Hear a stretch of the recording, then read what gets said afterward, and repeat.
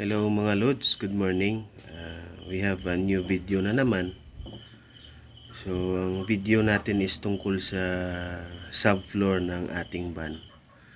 So, ang gagawin natin is from stock, we will going to upgrade matting natin into a vinyl tile. So, in order ko siya through Shopee na rin. Kasi nung nag-canvas ako sa mga Home Depot, medyo may kamahalan. Nag-inquire ako sa Shopee.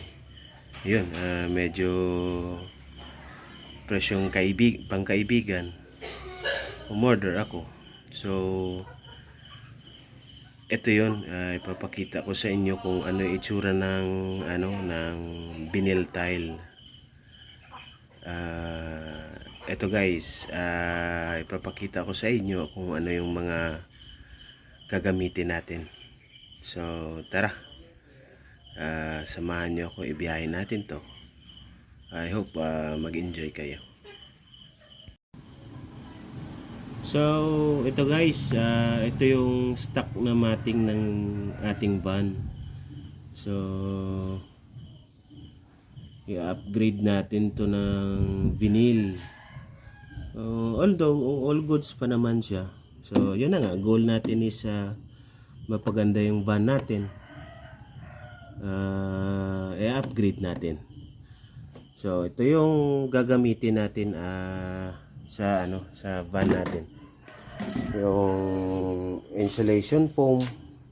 So about 5 mm yung niya, yung kapal niya.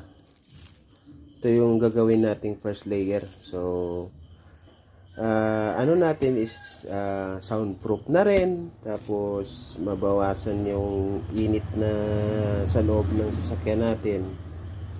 Ito ipapatong natin sa pinakailalim. Tapos ay gagamit tayo ng plywood na 5 mm. Ito yun.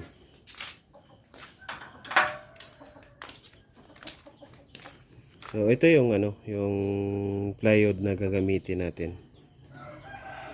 Marine plywood na 5 mm yung kapal niya. Yan. So dalawang piraso gagamitin natin sa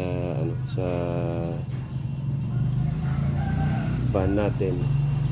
So ito yung yung guys, yung vinyl tiles na gagamitin natin as sa top. Ito yung design niya.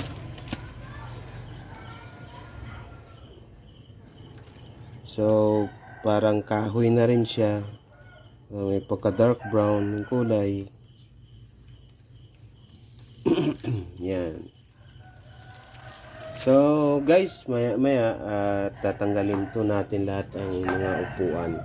So 4 na piraso to kasi 18 seaters tong van natin. Yan, tatanggalin na natin to. Yan. Tara guys, simulan na natin tong project natin to sa van. Tara, samahan nyo ako sa biyahe ko ngayon na mag-upgrade ng subfloor ng ating van. So tara. So guys, simulan na natin pagtanggal ng mga ating upuan. So gagamit tayo ng 14 mm na sakit. So tara, simulan na natin yung pagtanggal.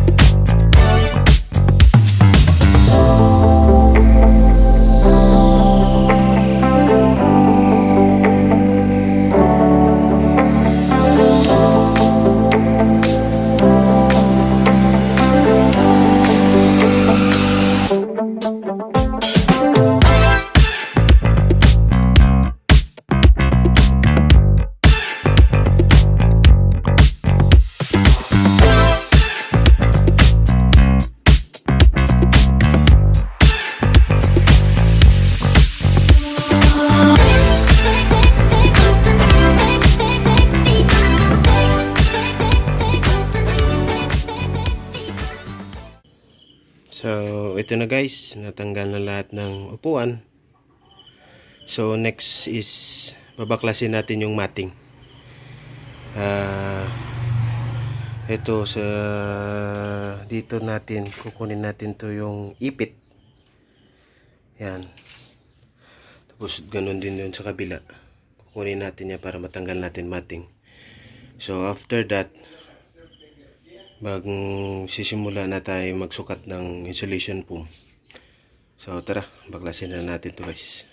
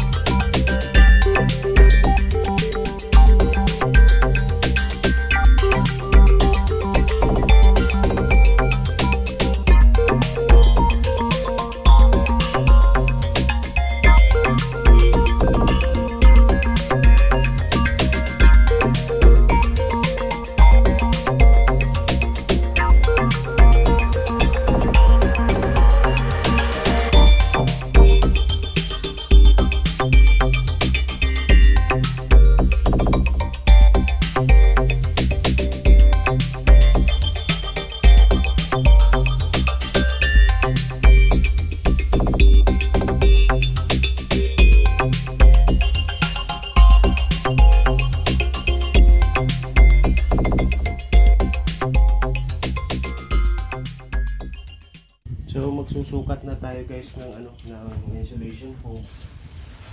So tara. Sukat.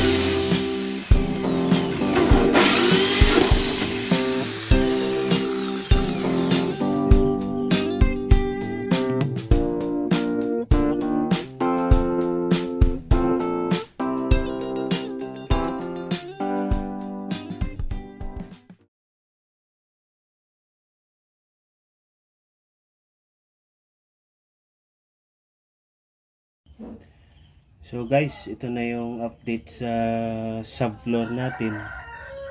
So sisimulan na natin pagkabit ng ng vinyl. So ang vinyl natin is meron din siyang pandikit sa sa likuran. Ito yun meron siyang padikit.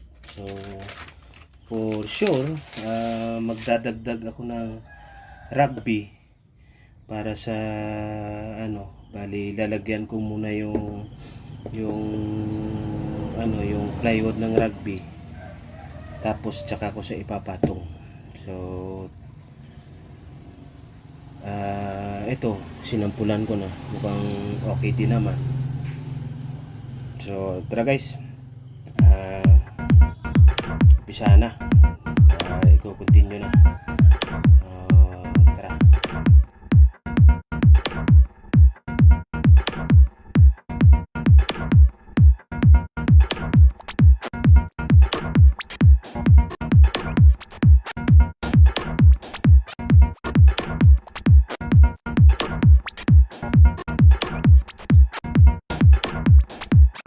Edit.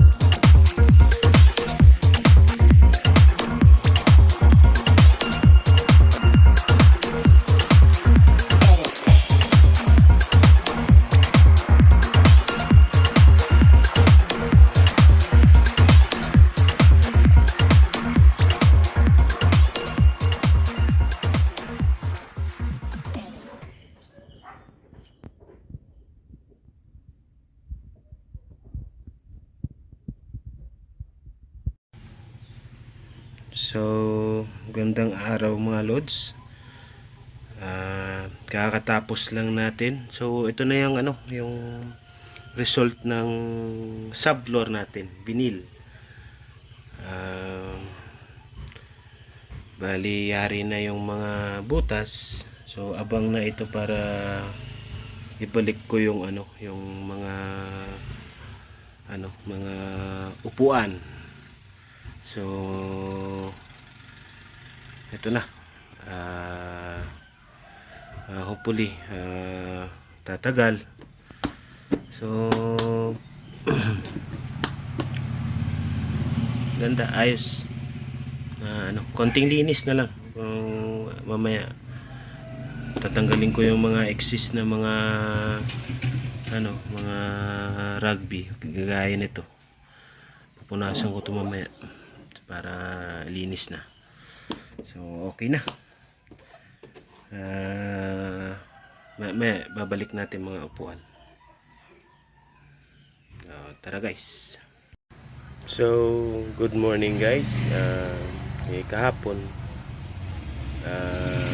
ginabi na tayo ng ng pagbalik ng upuan. Tapos goods na rin yung upgrade natin sa subfloor natin. So ito na guys, papakita ko na sa inyo yung yung tapos na at lahat na balik ko ng mga upuan. So hanggang dito na lang guys. See you sa next na biyahe.